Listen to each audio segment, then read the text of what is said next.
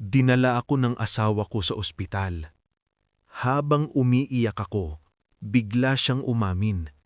May napapansin ako tuwing wala ka. May babaeng pumapasok sa bahay natin, sa kwarto natin. Hinahaplos ang tiyan mo kahit tulog ka. Hindi ko po alam kung paano ako sisigaw noon. Bumalik ang albularyo. Sinabi niya sa akin, hindi ka pa nila kukunin dahil ikaw ang puhunan. Pero kapag ipinanganak ang bata, kukuhanin ka na rin. May iniabot siya sa aking maliit na supot. Asin, bawang, buhok ko, pulang sinulid. Ito ang pansamantala mong buhay, sabi niya. Matapos sabihin ng albularyo na kapag ipinanganak ang bata ay kukunin na rin ako, nagdesisyon kaming umalis muna sa bahay. Dinala ako ng asawa ko sa bahay ng tiyahin niya sa Cavite. Tahimik, malayo sa Pasay. Pero kahit doon, sumunod pa rin sila. Sa unang gabi pa lang, may nakita kong itim na kandila sa may bintana. Hindi ko alam kung paano nila nalaman kung nasaan ako.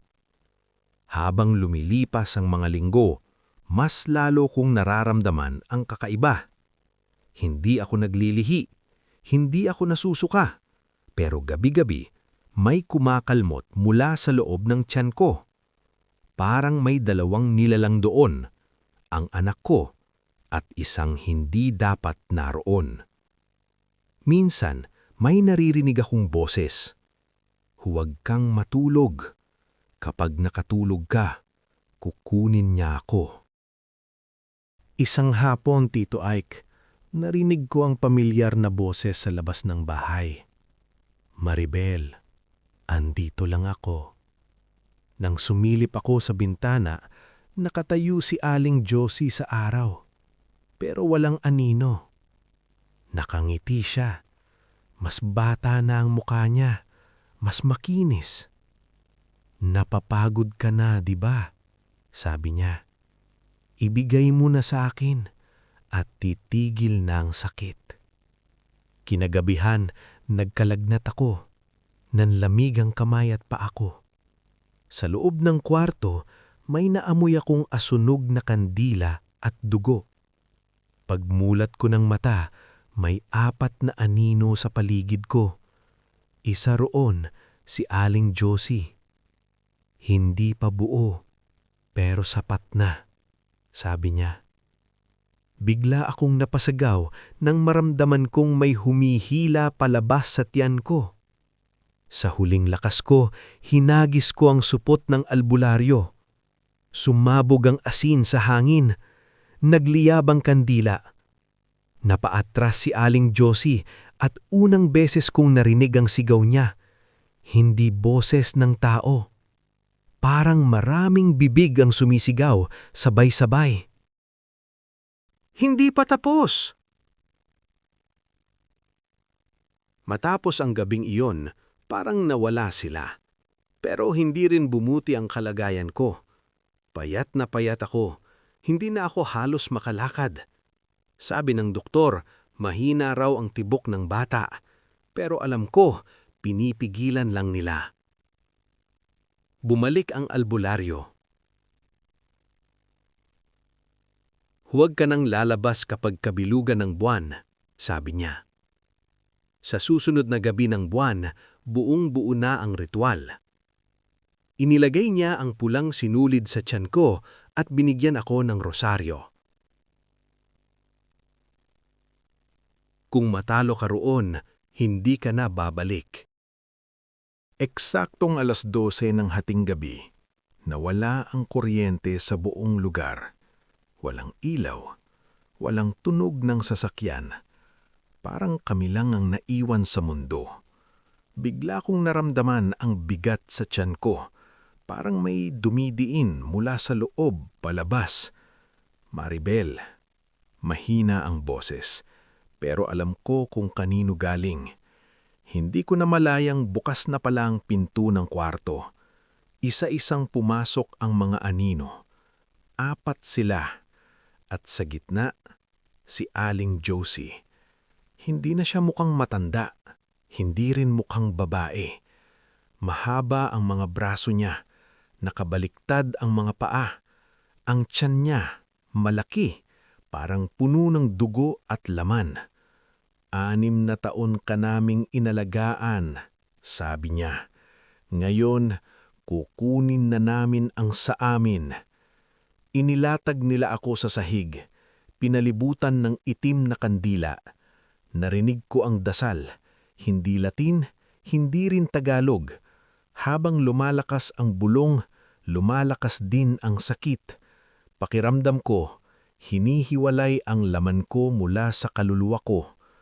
May bumulong mula sa tiyan ko. Mama, huwag mo akong ibigay. Sa huling lakas ko, napasigaw ako. At biglang may malakas na kalabog. Bumukas ang pinto. Pumasok ang albularyo, may hawak na krus at itak. "Tama na!" sigaw niya. Nagliyab ang mga kandila, umalingaw-naw ang sigawan, sigaw ng mga nilalang na hindi tao. Sa gitna ng apoy, nagbago ang anyo ni Aling Josie. Ang mukha niya, hindi na mukha, parang pinagdugtong-dugtong na balat. Ang bibig abot hanggang tenga.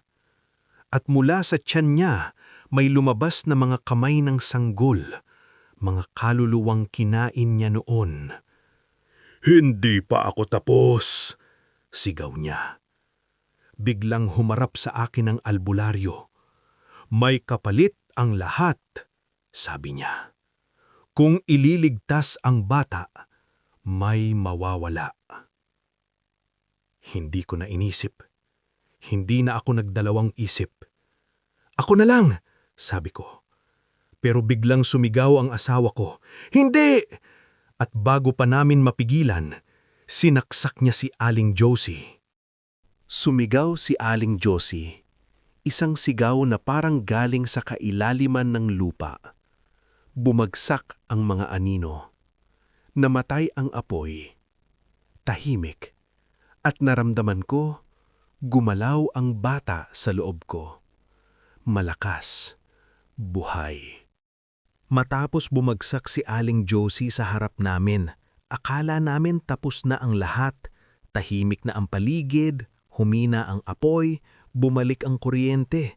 Pero biglang sinabi ng albularyo, hindi pa tapos.